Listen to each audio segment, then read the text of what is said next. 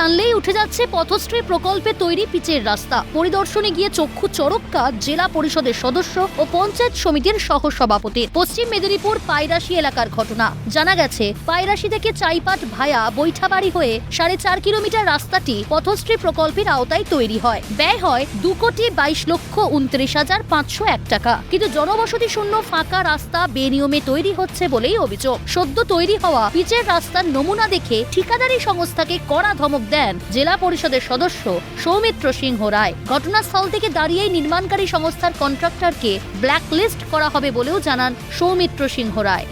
চাদর উঠে যাচ্ছে। তো অবশ্যই এটা যে নিয়ম মেনে কাজ করা হয়নি এবং এই কাজের যে নিম্নমানের যে কাজ হয়েছে, এটা অবশ্যই দলগতভাবে আমি ঊর্ধ্বতন কর্তৃপক্ষের দৃষ্টি আকর্ষণ করব এবং প্রশাসনিকভাবেও ডিএম এবং সভাধিপতি ম্যাডামের সঙ্গে আমি কথা বলবো, যাতে এই ডিপার্টমেন্টের সঙ্গে এই কাজের সঙ্গে যে আধিকারিক যুক্ত আছেন তাদের বিরুদ্ধে যাতে কঠোর ব্যবস্থা নেওয়া হয় এবং এই এজেন্সিকে যাতে ব্ল্যাকলিস্টেড করে দেয়।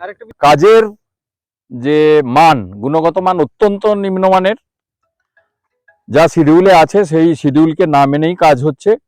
আমরা দেখলাম সরেজমিনে আজকে তদন্ত করে আমরা যথারীতি ডিপার্টমেন্টকে জানাবো, যাতে এই রাস্তাটি সঠিকভাবে যেভাবে করা আছে এস্টিমেটে সেইভাবে যাতে করা যায়। এই যে কন্ট্রাক্টর যে কাজটা করছে তার পেমেন্ট যাতে না করা হয়, তার জন্য আমরা লিখিতভাবেই ঊর্ধ্বতন কর্তৃপক্ষকে জানাবো এবং ডিএমকেও জানাবো এবং আমাদের এসআরডি এর এক্সিকিউটিভ ইঞ্জিনিয়ার তাকেও আমরা জানাবো।